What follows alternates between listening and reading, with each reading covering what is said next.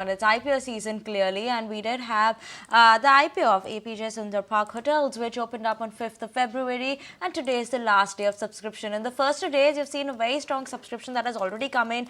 Yesterday's close, when you look at it in terms of the subscription data on day 2, was 5.82 times. Now, to talk about where are they going to be using the funds that they're raising from the IPO, what's the strategy of the company going forward, we are joined by Priya, Chairperson and Executive Director at the company, as well as Vijay Dewan, Managing Director at the company, joining in with us. A very good afternoon to both of you all as well. Thank you so much for joining in with us.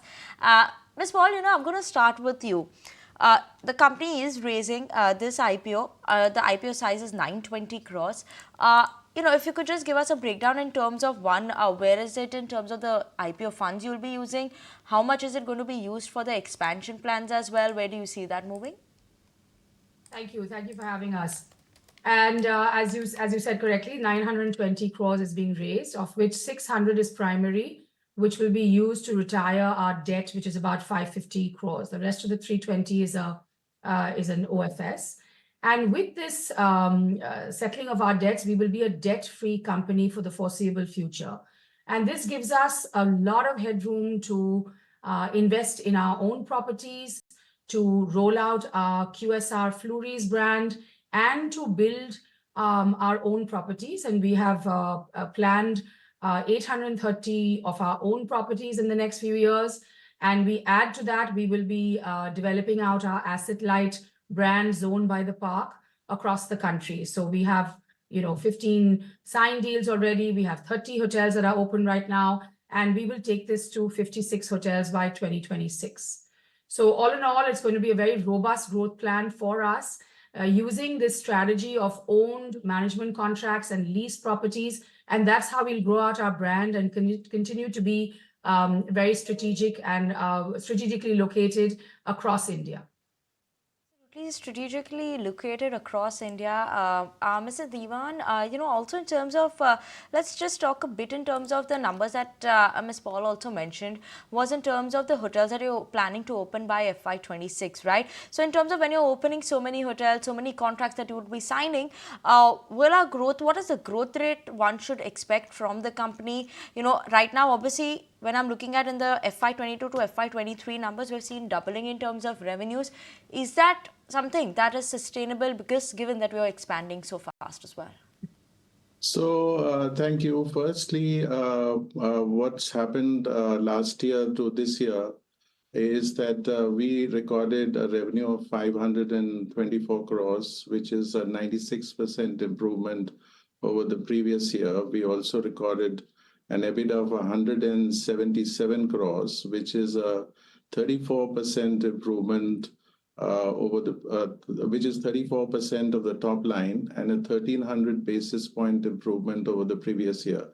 We recorded a PAT of 48 crores, which is 9.16% of the top line, and it is a 110% improvement over the previous year.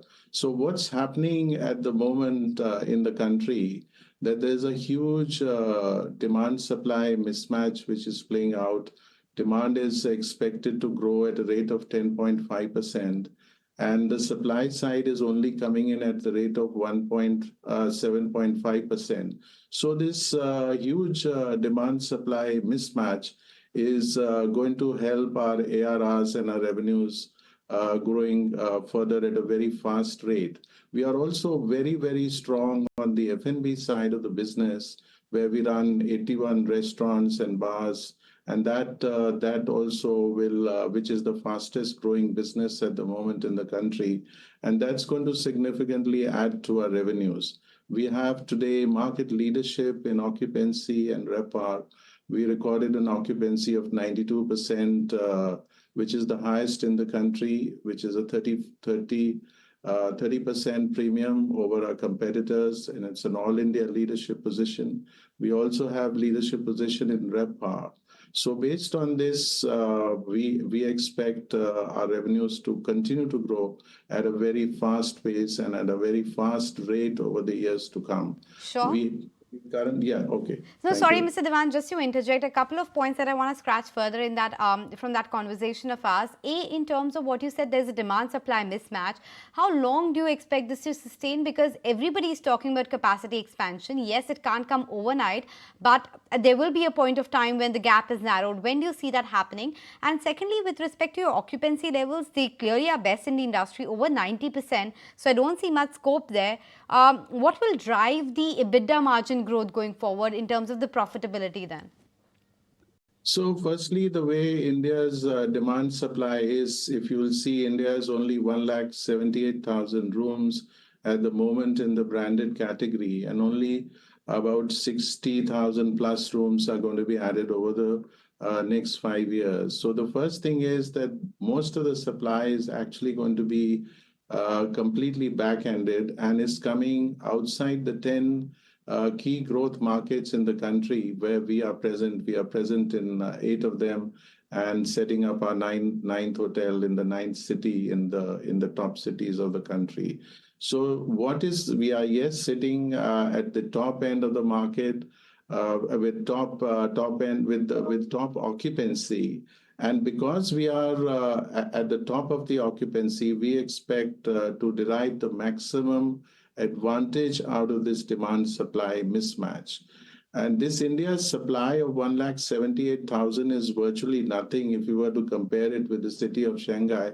It has 2 lakh rooms by itself. Dubai by itself has 1 lakh True. 74,000 rooms in F&B as well. And that's going to add to our growth story. Sure, point taken. So both in terms of the supply-demand mismatch, you are favorably placed, and the F&B as well. But Ms. Priya, if I can come to you now, I just wanted to get a sense from you on the valuation, because it looks like that the IPO is attractively priced at 16 times, and that's the reason the subscription figures have been very strong right now itself.